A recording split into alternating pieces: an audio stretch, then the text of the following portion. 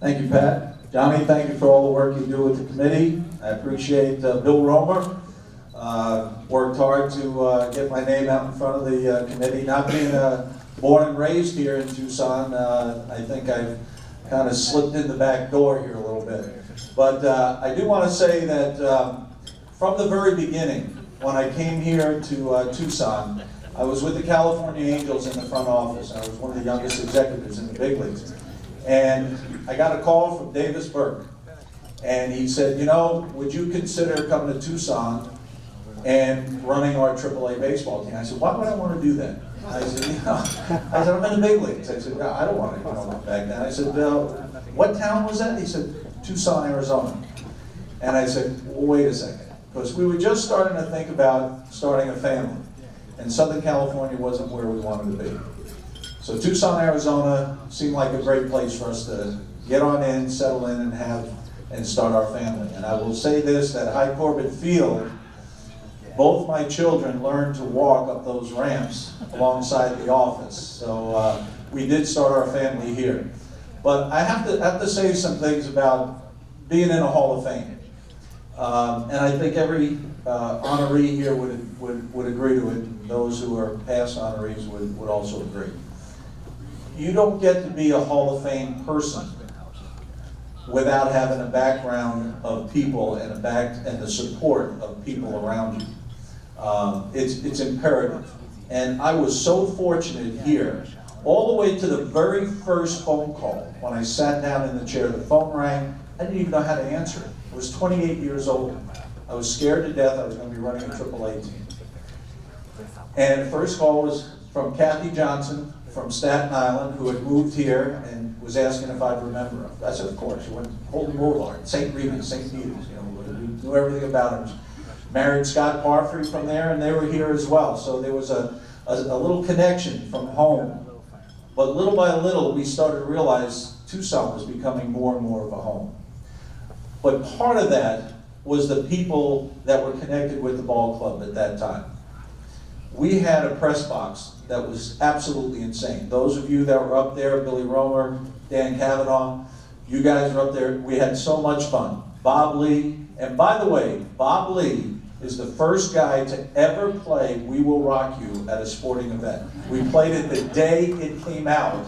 It was on at High Corbett Field. There wasn't anything we wouldn't do up there. Pete Prochi, Scott Parfrey running the scoreboard. It was Regis McCauley and, of course, Ray McNally, who I miss to this day. Those of you who've been in this town a long time, you know who these guys are.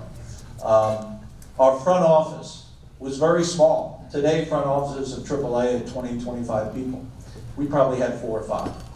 But the 4 or 5 we had were really great. Bobby Bowstead, Leslie Russell, we had the Bojorquez family. They were our ushers, usherettes. There were times I didn't even call them to start the season. They'd show up in uniform, their own uniforms, and had it all worked out. Tucson, Lenny Rubin. I don't know how many of you have met Lenny over the years, but he was part of that. But the glue in that whole organization was Colonel Jim Hand. If it wasn't for him, he was our compass that kept everything in line. Because we were really, if you remember those years, we were doing a lot of crazy things out there. And Colonel Hand kept us together. But the one thing, if you look back in Tucson, and I think this is part of the reason why we're still looking for baseball, is we had a great local ownership. Bill Estes and Shirley Estes were the head of the ownership group. Davis Burke. I could go through all the guys. They were terrific. Anything I wanted to do, they said, do it. What do you need? They were there. And it's one of the things that we haven't really had here in Tucson is a group of local owners. And I think that hopefully someday down the road, Mike Fader and myself and Francisco Gomez are still working with baseball here with the Mexican Baseball Fiesta. But neither one of us are ever going to give up trying to bring baseball back here, whether it's spring training or AAA baseball. We will do it till the day we drop. And that's a promise. So So having that support group was critical in making all of this this baseball stuff that we did happen, and to keep the thing moving along and making it financially sound.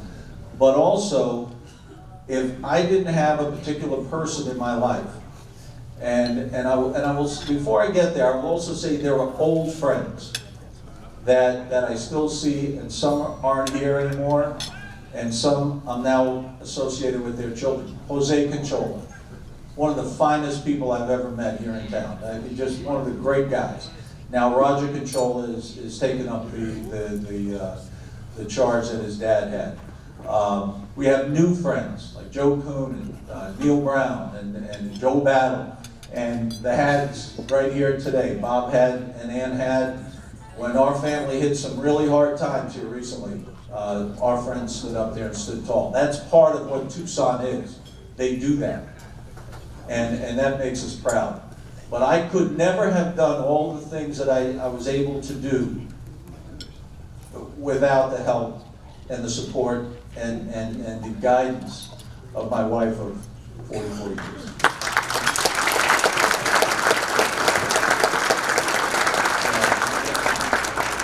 I'm going to steal a line from Jackie Gleason. Connie, you're the greatest.